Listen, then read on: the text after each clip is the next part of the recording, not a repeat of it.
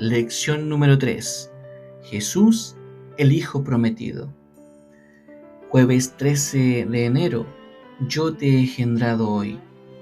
En Hebreos capítulo 1, versículo 5, presenta las siguientes palabras del Padre a Jesús. Mi Hijo eres tú, yo te he engendrado hoy. ¿Qué significa que Jesús fue engendrado? ¿Y cuándo sucedió esto?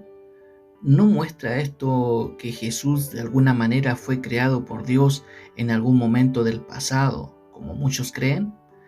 Lee el libro de Hebreos capítulo 1, versículo 5, segunda de Samuel capítulo 7, versículo 12 al 14, Salmos capítulo 2, versículo 7 y Lucas capítulo 1, versículo 31 y 32.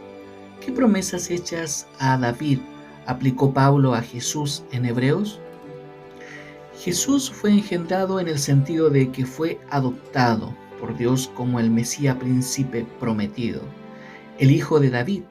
El concepto de que al heredar el trono, el gobernante era adoptado por la deidad que era común en el mundo greco-romano y en Oriente. Esto daba legitimidad al gobernante y autoridad sobre su imperio. Sin embargo, Dios le prometió a David que su hijo sería el verdadero gobernante legítimo de todas las naciones. Él adoptaría al hijo de David como hijo propio. Mediante este proceso, el rey davídico se convertiría en el protegido de Dios y en su heredero. Dios derrotaría a sus enemigos y le daría las naciones como herencia. Salmos capítulo 89, versículo 27 y capítulo 2, versículos 7 y 8.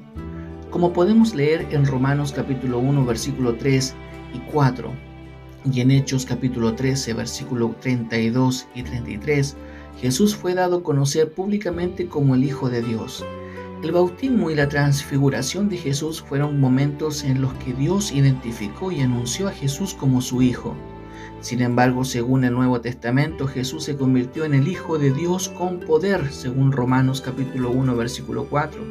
Cuando resucitó y se sentó a la diestra de Dios, fue en ese momento cuando Dios cumplió su promesa hecha a David de que su hijo sería adoptado como el Hijo de Dios y su trono sobre las naciones se establecería para siempre.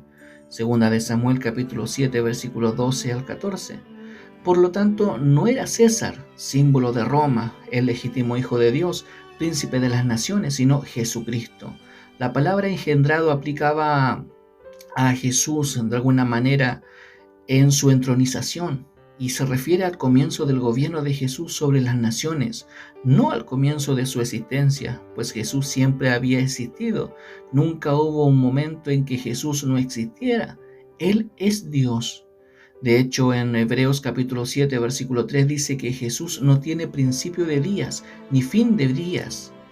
Ver en Hebreos capítulo 13, versículo 8, porque es eterno.